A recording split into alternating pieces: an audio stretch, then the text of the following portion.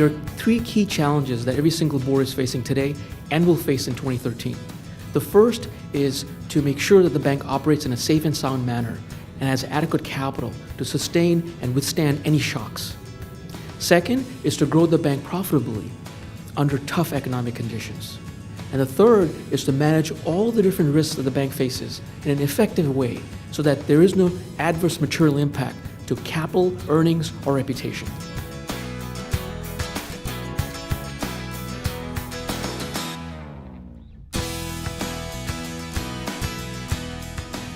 The key to meeting these three challenges is to implement a high-performance risk management model.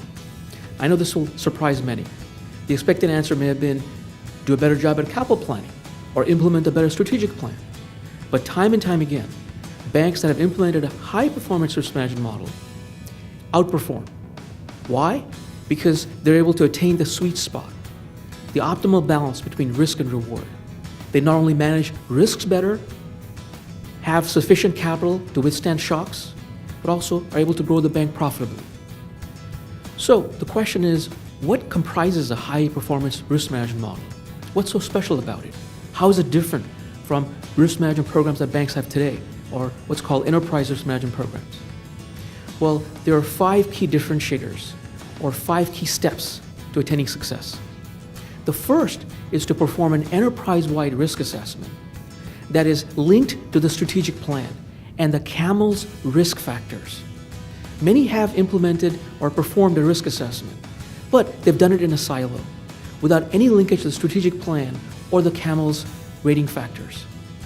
As such, the risk assessment is ineffective and really serves as a very weak foundation for the enterprise risk management program. The second step is to develop and implement a risk appetite statement that is in plain language and concise, that identifies risk tolerances and limits, and what reporting needs to occur if out-of-tolerance situations exist. Most have not implemented a risk appetite statement. Some have, but it's not in plain language, it's too long, it's too legalese, and it's not very clear what the limits and tolerances are and what to do if an out-of-tolerance situation exists.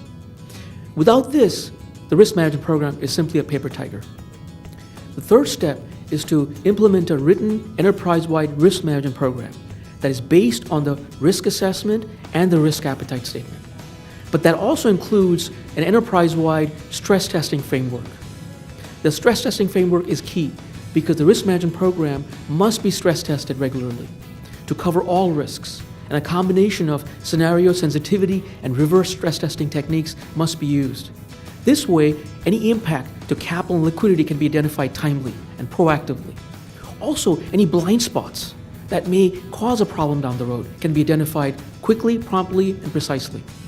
The fourth step is to implement an enterprise-wide risk dashboard. How can one fly a plane or drive a car without a dashboard? Similarly, how can the board guide the CEO and executive management to success without a risk dashboard? The risk dashboard must cover all risks and must contain key risk indicators that are indicators of emerging risks, not lagging indicators. But the key is to put together the optimal level of key risk indicators that not only covers all risks, but that are relevant for that particular bank and its business model. The fifth step is to implement a risk monitoring program, but also a process to evaluate the effectiveness of the risk management program periodically. Is the program mitigating risks timely and effectively? Is it enabling attainment of the bank's strategic objectives? Is it delivering maximum value? These are the questions that must be answered. Otherwise, the risk management program is just a paper tiger.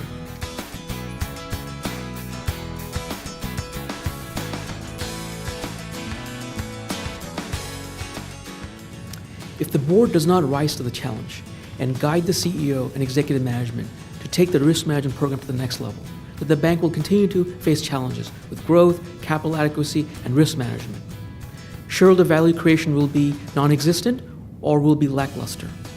On the other hand, if the board guides the CEO and executive management to implement a high-performance risk management model, then the bank will attain the sweet spot, optimal balance between risk and reward.